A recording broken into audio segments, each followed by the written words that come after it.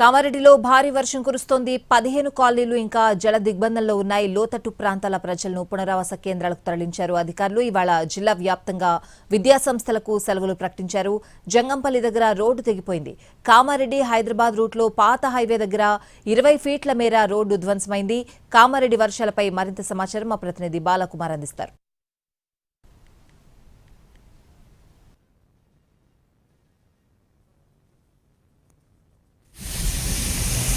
కామారెడ్డి జిల్లాలో మళ్లీ వర్షం కురుస్తుంది. రాత్రి కొద్దిసేపు తెరపినిచ్చిన వర్షం ఉదయం నుంచి కూడా ఏకధాటిగా కురుస్తూనే ఉంది.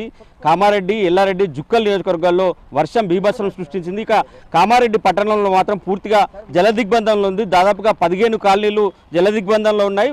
కాలనీ వాసుల్ని పునరావాస కేంద్రాలకు తరలించారు. మనం చూడొచ్చు, ఇటు రోడ్లు కోతకు గురయ్యాయి. మనం కామారెడ్డి హైదరాబాద్ ప్రధాన రహదారిపై ఉన్నాము. ఇక్కడ పూర్తిగా రహదారి కోతకు గురైంది. దీంతో పాటు చాలా రహదారులు కూడా కోతకు గురి కావడంతో కామారెడ్డి హైదరాబాద్ మధ్య రాకపోకలు స్తంభించాయని చెప్పుకోవచ్చు. ఇక రైళ్ల రాకపోకలు కూడా రద్దయ్యాయి. కామారెడ్డి నుంచి హైదరాబాద్కు వెళ్ళే రైళ్లు కూడా పలు రైళ్లను రద్దు చేశారు. ఇక్కడ ప్రస్తుతం అంతా కామారెడ్డి వాసులు ఉన్నారు. సార్, అంటే కామారెడ్డిలో ఎట్లాంటి సిచ్యువేషన్ ఉంది సార్? ఉదయం 5 గంటలకు స్టార్ట్ అయింది. అప్పటి నుంచి కూడా ఎడతెరిపి లేకుండా వర్షం కురవడం వల్ల పెద్ద మొత్తంలో వరదలు వచ్చి పైనుంచి రాజంపేట మండలం, అక్కడ నుంచి తాడవాయి మండలం నుంచి పెద్ద మొత్తంలో వర్షాలు వచ్చి ఇక్కడ మొత్తం కామారెడ్డి మొత్తం ఎక్కడ చూసినా జలమయంలో చిక్కున్నా. అనుకోకుండా నేను కూడా బయటకు వెళ్ళడం వల్ల నేను కూడా వాటర్లో చిక్కుకొని బయటకు వచ్చి మా ఉద్యోగులకు, మా ప్రజలకు అందరికీ అందుబాటులో ఉండాలని ఆల్రెడీ మెసేజ్ పెట్టిన. ఆ మెసేజ్ వల్ల అందరూ అందుబాటులోకి వచ్చి ఎన్డీఆర్ఎస్ వాళ్ళు కూడా వచ్చి నిన్న తక్షణ సహాయం చేసి ఇక్కడ కూడా రెండో బిల్డింగ్ అంతస్తులకు వచ్చింది.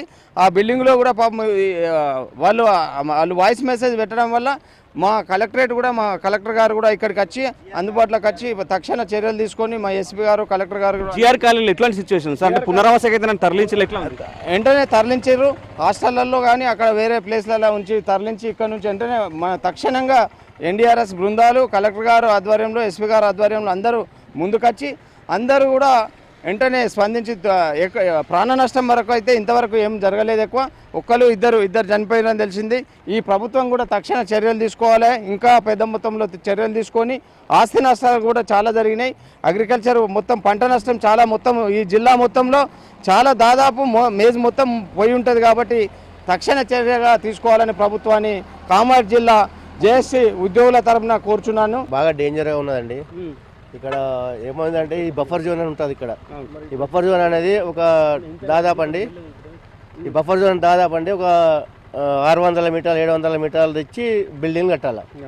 ఇప్పుడు పరిస్థితి ఏంటండి, ఏదో రాజకీయ సపోర్ట్తోని, ఆఫీసర్ల సపోర్ట్తో, పొలిటికల్ సపోర్ట్తో ఇల్లు అక్కడ అండి. బఫర్ జోన్ అంటే దాదాపు అంటే 60 మీటర్లు 70 మీటర్లు అవుతా బిల్డింగ్ ఉండాలండి.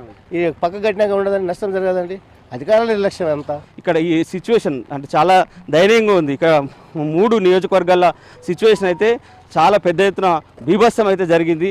మనం ఒకవైపు కామారెడ్డి పెద్ద చెరువు ప్రాంతం సంబంధించి ఇది ఒక జాతీయ రహదారి వద్ద రోడ్డు ఏ స్థాయిలో కుంగిపోయింది, ఏ స్థాయిలో ధ్వంసమైందో మనం చూడొచ్చు ప్రత్యక్షంగా విజువల్స్లో. చాలా దారుణంగా అంటే దాదాపు 30 సెంటీమీటర్ల వర్షం ఒక కామారెడ్డి పట్టణంలోనే 30 సెంటీమీటర్ల వర్షం కురిసింది. రాత్రి నుంచి ఏకధాటిగా వర్షం పడడంతో ఎక్కడికక్కడే రోడ్లు ధ్వంసమయ్యాయి. చాలామంది నిరాశ్రయులయ్యారు. దాదాపు కామారెడ్డి పట్టణంలో 15 కాలనీలు ఉన్నాయి. 15 కాలనీల వాసులు కూడా ఇళ్లలోకి నీళ్లు చేరి తీవ్ర ఇబ్బందులు పడ్డారు. వారిని అధికారులు రెస్క్యూ చేశారు. వాళ్ళందరికీ కూడా 2 పునరావాస కేంద్రాలను ఏర్పాటు చేసి పునరావాస కేంద్రాలకైతే తరలించారు.